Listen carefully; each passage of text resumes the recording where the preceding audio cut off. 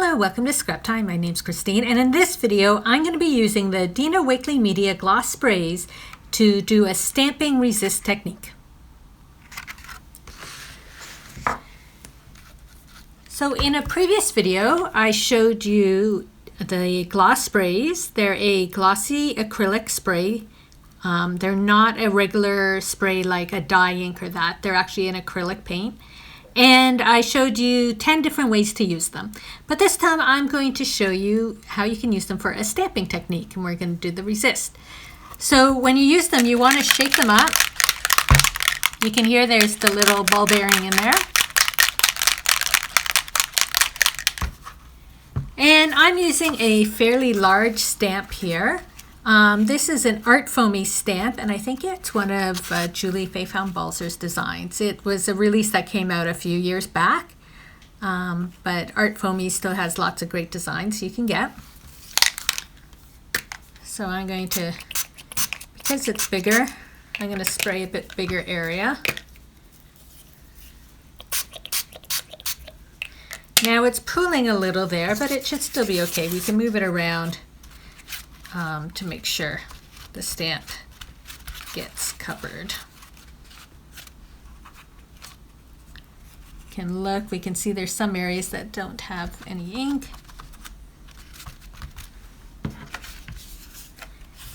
And then,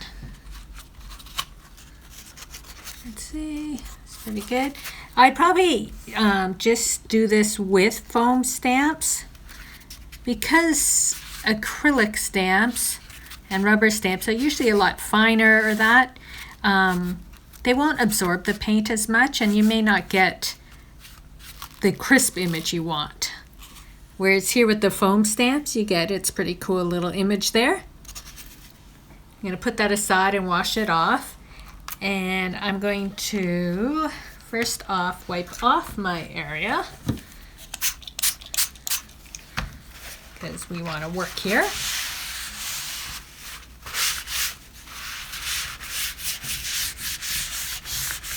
It's great if you can work on a craft mat. This one is by Ranger. There's different companies that do different craft mats, but it just, when you're working with a lot of mediums, it makes cleaning up so much easier. Now, there's some pooling areas here. These gloss paints dry fairly quickly, but because there's that little bit of pooling in that, I'm just going to hit it with my heat gun, because you want it to be completely dry before you start adding the other inks over top. And I just also want to state that this is a watercolor paper I was using. There's no gesso on it, it's just the paper. Because they're acrylics, you don't have to use a watercolor paper, but I would still use a heavier paper, like a mixed media paper or something, for this technique, because we'll be using a little bit of water later. But you don't have to use a watercolor paper. I just like the thickness of the paper, and so I like to work on that surface.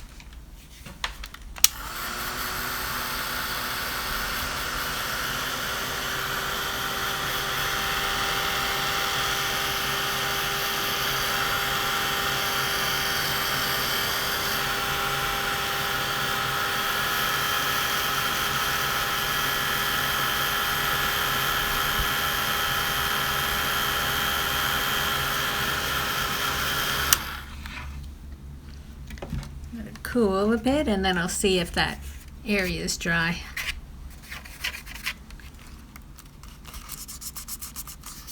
Yeah, I think we're dry now, so we're ready for the next part. So you can see, though, I like to use a couple colors of paints. I like how the gradation happens through it. Yep, but of course you can just use one color if that's what you like.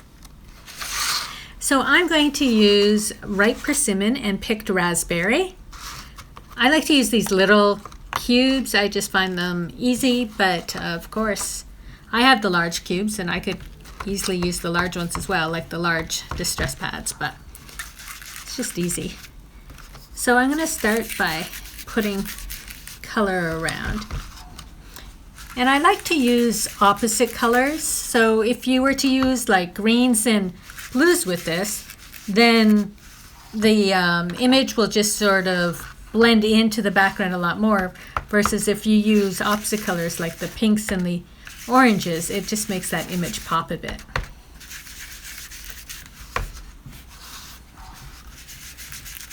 And then when I put my inks on, I like to overlap them a bit.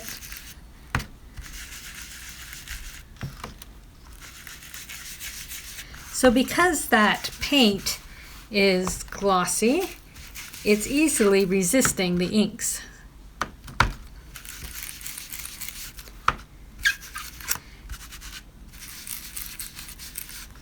So when I have my first layer of ink on like that, I'll give it a little spritz, some water droplets, and this will start to add texture and interest into my background. And I like to just let it sit there for a bit, because what it's doing is it's sort of pushing the color around a bit. You can sort of see in here now you're getting those little droplets and that going on. Now if I was to take a cloth and just blot it, then it will sort of be bleached out where it will go white. But if you heat it, then it will still stay with some of the color. So I'm going to try and, as heating it, all I'm doing is drying, like absorbing the moisture.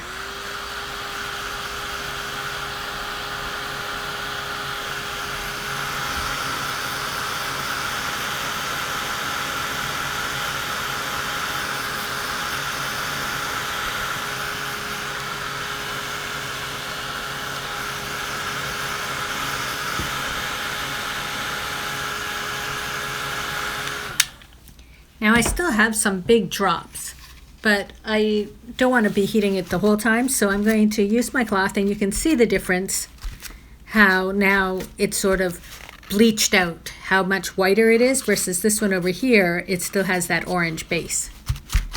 But because I'm going to do more layers, it's okay.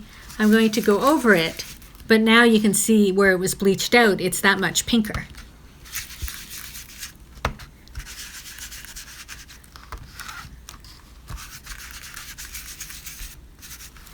Now I'm just going to do one more layer to show you.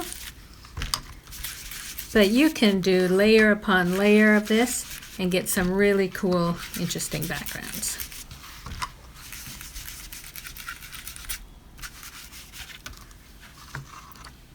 So this time I'm going to spritz it higher.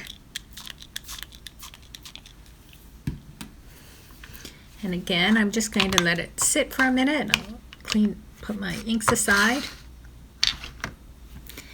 And you just want to let it sit so the water can do its job, sort of pushing the ink around. You can see down here we've got little droplets going. Oh, over here it's really pretty in that orange. You can see all those little droplets. And just by doing this, it just gives you that little extra texture rather than just the solid color. That's the whole point of it. Okay, we'll dry it up.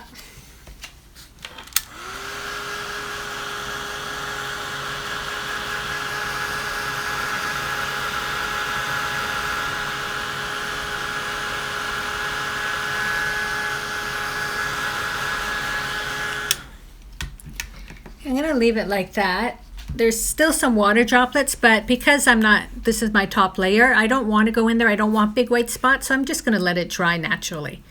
But back to the original purpose. So that's how you can stamp using the gloss spray from Dina Wakley from Ranger, and do a resist and some interesting techniques in either your art journals or on cards or whatever projects you're working on. Thanks for watching. Be sure to give our video a thumbs up and subscribe to Scrap Time videos on YouTube. In the meantime, here are a couple other videos you might be interested in watching. See you next time. Bye-bye.